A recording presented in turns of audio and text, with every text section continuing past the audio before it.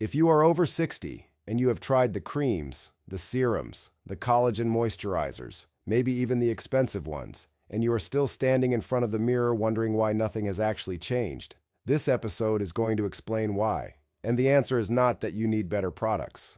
The answer is something most skincare marketing has a very strong financial incentive to never tell you. Because if they told you, you would stop buying. Possibly, yes. And I'm Marcus Reid, your senior health coach. Hi, I'm Suki Yamamoto, wellness specialist. Welcome back to the Senior Health Experience. No fads, no miracle claims, just what the research actually shows and what it looks like in practice. Today we are going into skin health specifically after the age of 60. And I want to be clear about why I said after 60, not 40, not 50. There are specific biological shifts that happen in your skin in your 60s that change what works and what doesn't. We are going to cover 3 of them. We are going to explain why those shifts make most topical skincare almost irrelevant for structural change. And then we are going to talk about a naturally occurring compound, one your body has always produced, that researchers have been studying for over 50 years, that declines significantly after 60, and that almost nobody in mainstream skincare discusses. Suki is going to walk through the science. I'm going to keep asking the questions I know you're thinking. That's the deal. That has always been the deal. Let's start with the mechanism. Most people think about skin aging in terms of what they can see: lines, sagging, dullness, uneven tone. Those are real and valid observations, but they are downstream effects. The upstream cause, the reason those things are happening, is occurring inside the dermis, the structural layer of skin you cannot see in a mirror and cannot reach with a cream. So the problem is deeper than the surface. Much deeper. And there are 3 distinct biological shifts that I want to walk through because each one changes what kind of intervention actually makes sense. The first is collagen synthesis rate. Your skin is built primarily around 2 structural proteins. Type 1 collagen provides tensile strength. It is what gives skin its firmness. Type 3 collagen provides elasticity, what allows skin to spring back when you press it. After the age of 25, collagen synthesis declines at approximately 1% per year. That is a slow, manageable decline. But after menopause in women, the rate accelerates sharply. Research published in the British Journal of Dermatology found that women lose approximately 30% of their dermal collagen in the first 5 years after menopause. 30% in 5 years. 30% in 5 years, and this is why many women describe the change as feeling sudden, like their skin changed relatively quickly in their early 60s. That perception is accurate. The rate genuinely accelerates. It is not a gradual continuation of what was happening at 45. What about men? Is it the same? The mechanism is different, but the cumulative effect by the mid-60s is comparable. Men do not have the hormonal cliff of menopause. Testosterone decline is slower and more linear.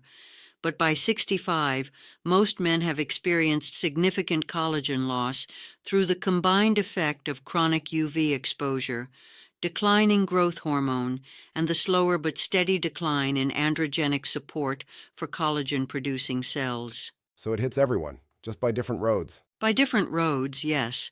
The second shift is fibroblast activity. Fibroblasts are the primary cells in your dermis, responsible for producing collagen, elastin, and hyaluronic acid, the molecule that gives skin its ability to hold water. After 60, fibroblast activity slows markedly. They are not just producing less collagen, they are also producing less hyaluronic acid, which is why skin after 60 doesn't just lose firmness, it loses volume and hydration at a structural level.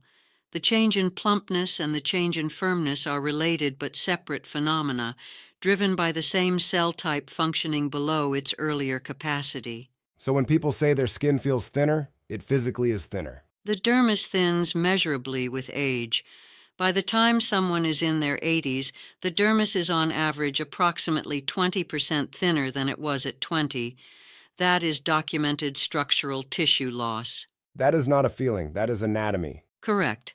And the third shift, which I want to spend a moment on because it is the one most people have not heard of, is what researchers call oxidative stress accumulation combined with cellular senescence. You are going to need to unpack that. After 60, your body's antioxidant defense systems become less efficient. Free radical damage from unstable molecules that attack healthy tissue, accumulates faster than your skin cells can repair it. Over time, this leads to what researchers call cellular senescence, cells that are still alive but have stopped functioning correctly. Alive but not working. Think of it this way.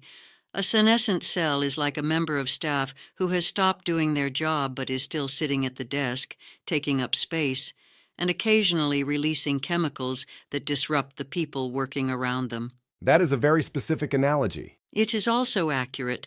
Senescent fibroblasts no longer produce collagen.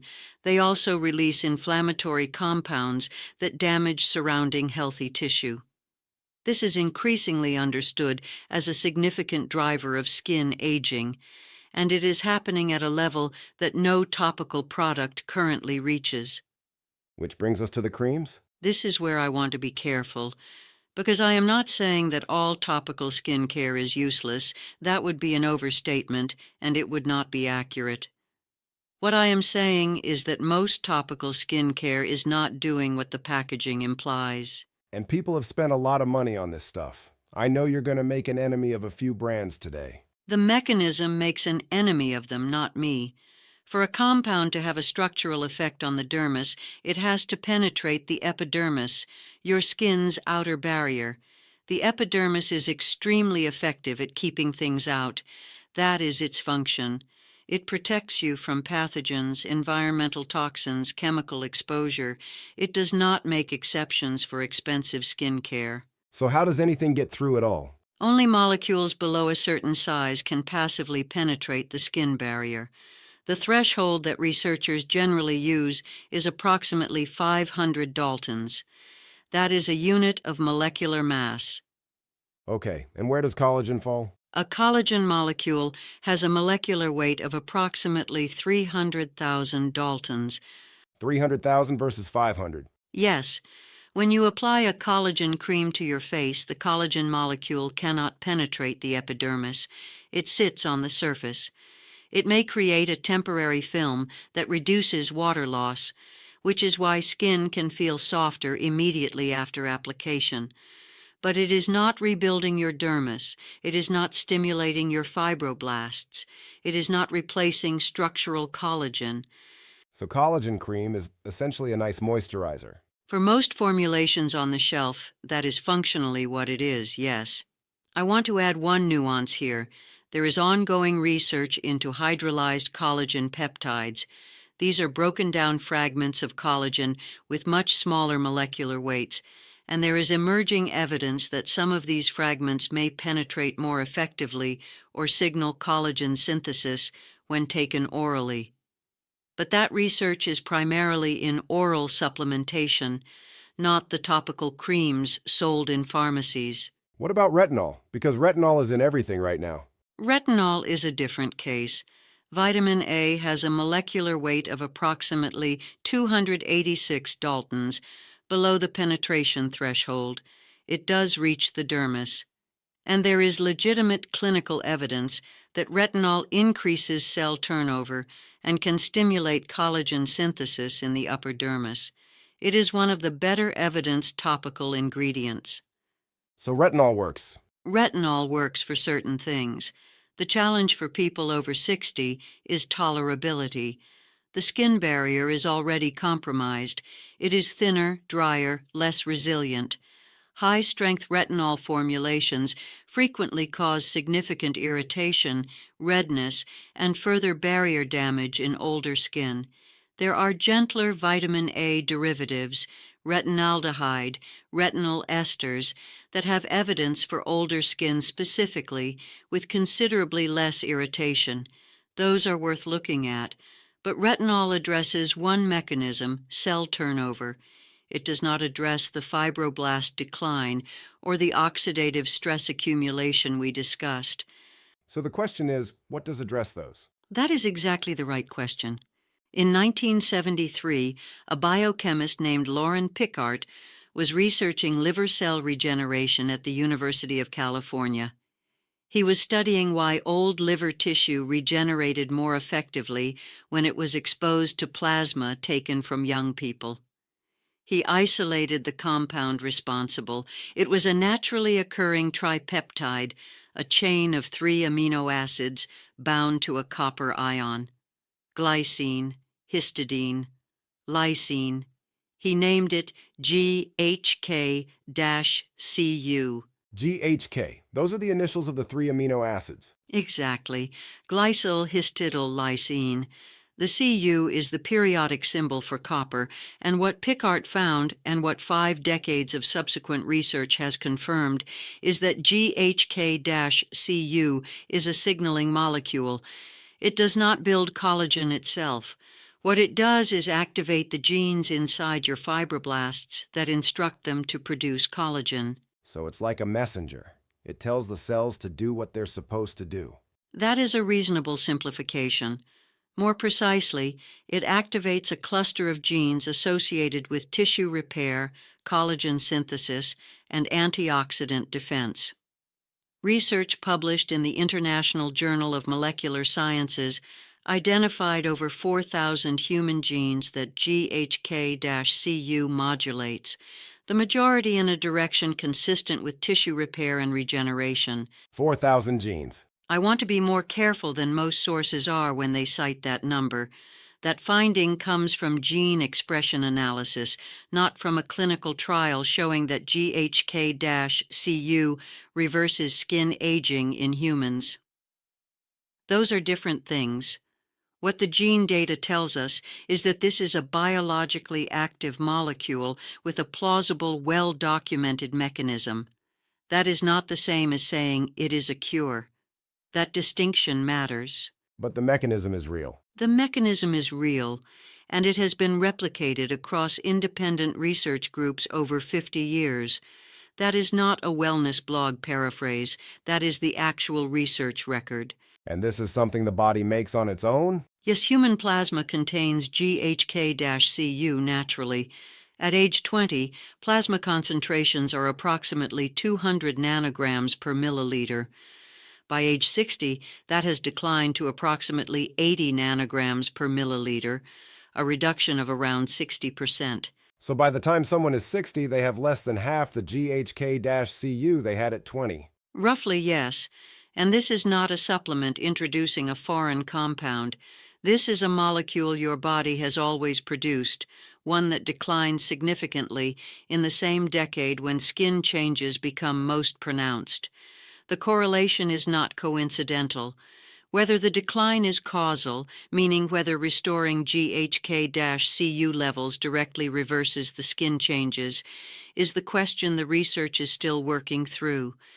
But the correlation, the mechanism, and the early clinical data all point in the same direction. I want to ask something because I think people will immediately say, I've seen copper peptide products in the pharmacy. They exist. So is this already mainstream? Some products do contain GHK-Cu, but there is a significant gap between a product listing copper peptide complex on its label and a product containing an effective stable concentration of GHK-Cu specifically. Copper ions are chemically reactive. In poorly formulated products, GHK-Cu can oxidize and break down before you ever open the bottle. The product may be labeled correctly, but be functionally inert by the time it reaches you. Additionally, and this is important, GHK-Cu is antagonized by vitamin C. If a product combines both, or if you use a vitamin C serum in the same routine, they effectively cancel each other out. So the formulation matters as much as the ingredient. The formulation is half the battle. This is true of many active skincare ingredients, but it is particularly true here. I will come back to this when we talk about what to actually look for. Let's talk about the actual evidence, because people have been burned before, things that sounded convincing and turned out to be nothing. So walk me through what the studies actually show. A fair instinct. Let me be specific.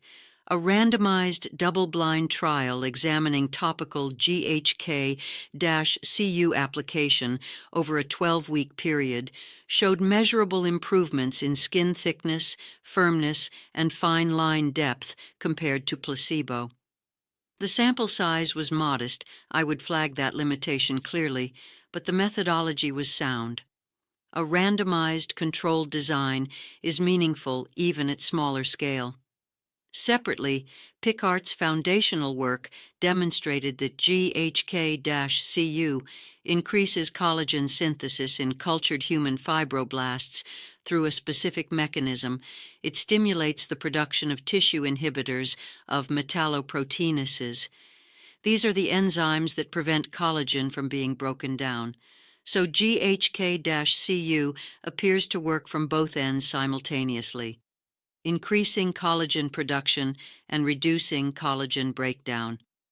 That dual mechanism is part of why the compound has sustained research interest for 5 decades. Okay, so increasing production and reducing breakdown at the same time. That is the proposed mechanism, supported by the in vitro and some clinical data. I want to be precise about the evidence hierarchy. The in vitro data, cell studies, is robust. The clinical data, studies in living humans, is encouraging but limited in scale. We do not yet have the large Phase 3 trials that would represent the gold standard of evidence. And I think that's actually the problem people have with this. They've heard promising research for things before, and it went nowhere. So how is this different? The reason the large trials don't exist is not because the evidence has been negative. It is a funding problem. Meaning nobody's paying for the research. GHK-Cu is a naturally occurring compound. In its base form, it cannot be patented.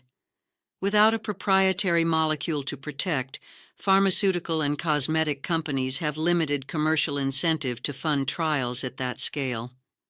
The absence of a large trial is not evidence of failure. It is evidence of an incentive gap. That is an important distinction. Wait, so you're saying the research gap isn't because it doesn't work. It's because nobody stands to make enough money from proving it. That is a more accurate framing than most sources will give you, yes. Right, because I think most people hear limited evidence and assume the thing was tested and failed. Limited evidence and negative evidence are not the same thing. That conflation is common, and it leads people to dismiss interventions that have genuine mechanistic support.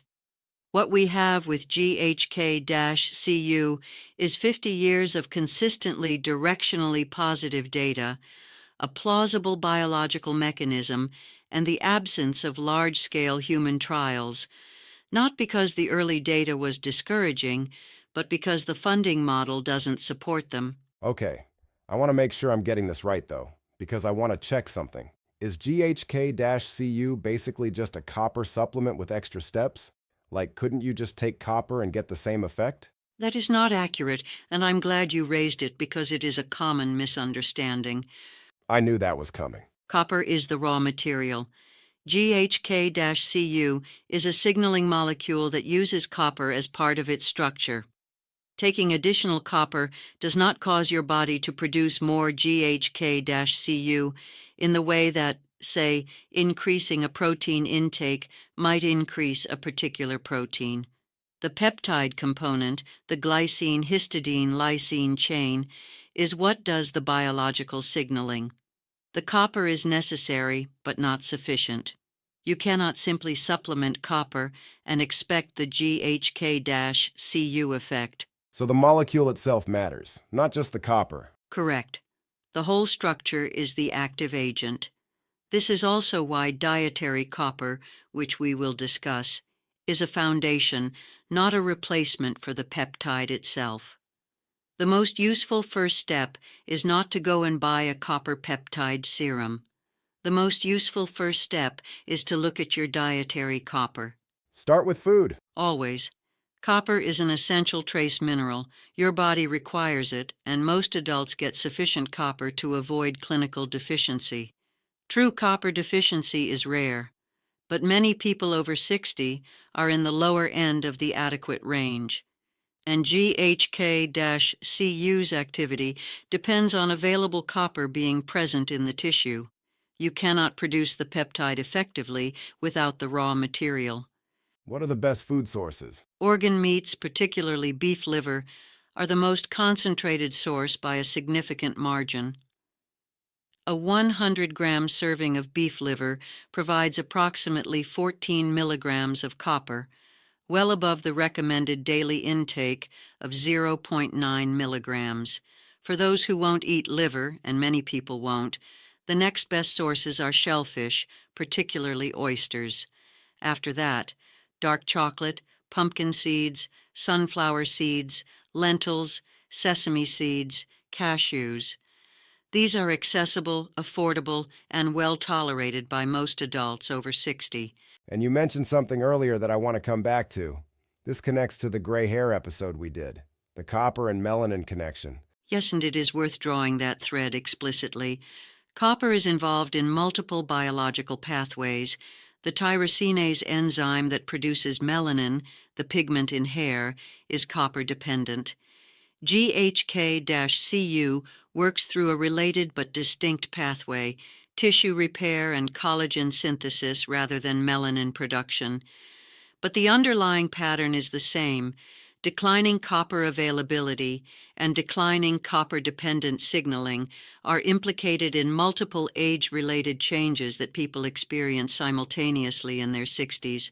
Hair graying, skin structural decline, wound healing slowdown.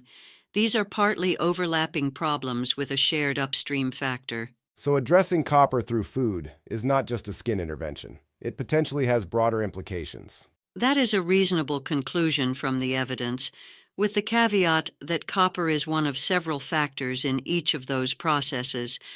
I would not overstate it, but the food sources are beneficial regardless. There is no meaningful downside to eating more liver or oysters. Okay, food first. What comes next? Step 2. If you want to use topical GHK-Cu specifically, is to approach it with formulation criteria in mind. 3 things to look for. First, the product should list GHK-Cu specifically, not copper peptide blend or copper amino acid complex. Those designations can mean many things. GHK-Cu specifically.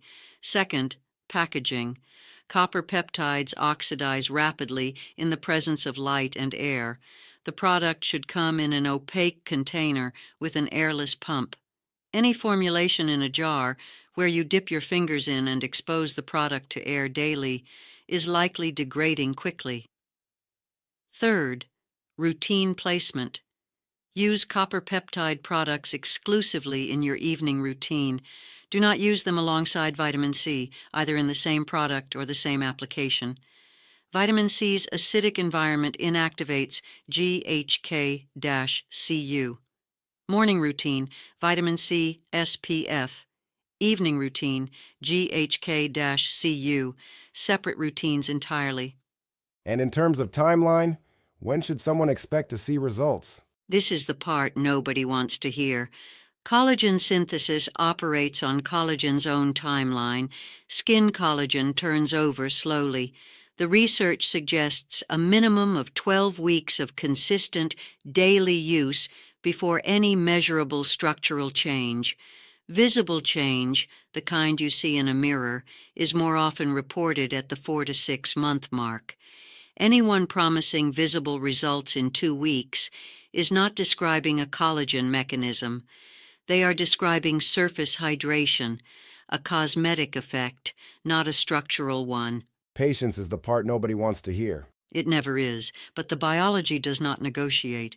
What about oral supplements? Because peptide supplements are everywhere right now, and GHK-Cu is starting to appear in that market. Oral GHK-Cu supplementation is an active area of research. There is theoretical basis for it.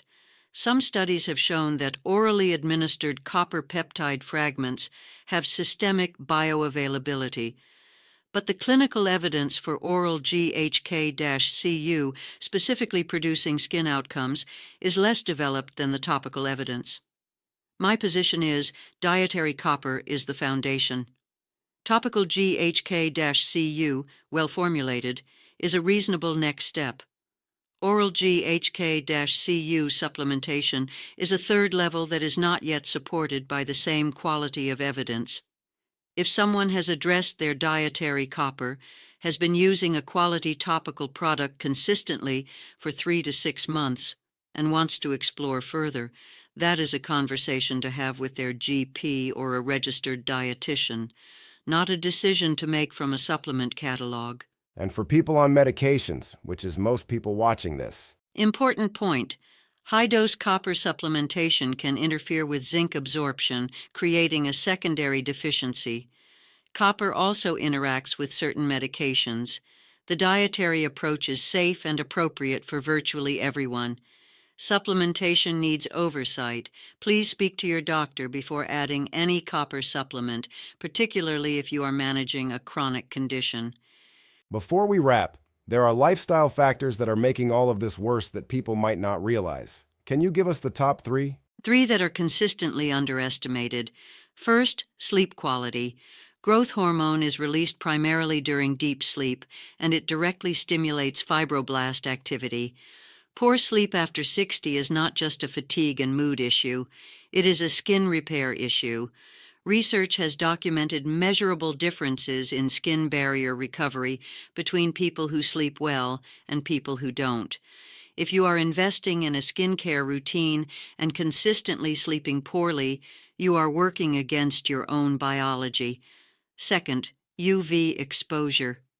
People know this intellectually, but chronically underestimate the cumulative effect. UV radiation is the single most well-documented external driver of collagen breakdown in skin. It activates enzymes called matrix metalloproteinases, which degrade collagen more aggressively than any other environmental exposure. Daily SPF is not a vanity product. It is the single most evidence-supported thing you can do to slow the rate of structural collagen loss. SPF is collagen preservation. That is precisely the right framing. Third, chronic low-grade inflammation, which is sometimes referred to as inflammaging. After 60, baseline inflammatory markers tend to rise. That inflammatory environment is directly hostile to fibroblast function. It inhibits the cells responsible for everything we've been discussing. The drivers of inflammaging are well documented: highly processed food, sedentary behavior, poor sleep, and chronic stress. The connection is direct. You cannot supplement your way out of a high inflammation internal environment. The substrate has to be addressed first. So everything we've talked about, the peptide, the diet, the topical routine, all of it works better when the inflammation is lower. All of it. The interventions and the environment are not separate questions. Let's bring this home. What are the 3 things someone watching this should actually do this week? 1. Look at your dietary copper. If you are not eating liver, oysters, or copper-rich seeds regularly, that is a free, accessible intervention you can start at your next meal. 2. If you are currently using a collagen cream with structural expectations, understand what it can and cannot do at a molecular level. That information helps you make a better decision about your routine, whatever that decision is. 3. If you want to explore topical GHK-Cu, choose a well-formulated product, apply it in the evening away from vitamin C, and give it a minimum of 12 weeks. Not a miracle. Biology. And I'll add one thing. If your skincare hasn't been working and you've been wondering whether you just haven't found the right product yet, this is probably the answer. The products aren't reaching the problem. The problem is structural, and it's happening at a level the products were never designed to address. Once you understand that, you can actually do something useful about it. That is the piece most people miss. And most of what you can do is not expensive. It starts with how you eat, how you sleep, and how you protect your skin from daily UV exposure. That is the foundation. Everything else builds on it. That is what this channel is for. If this was useful, the like button genuinely helps more people find it. Subscribe and turn on notifications so you don't miss next week. We are covering something that connects directly to what we've discussed today, and it is one of the most requested topics we've had since we started. You don't want to miss it. See you then.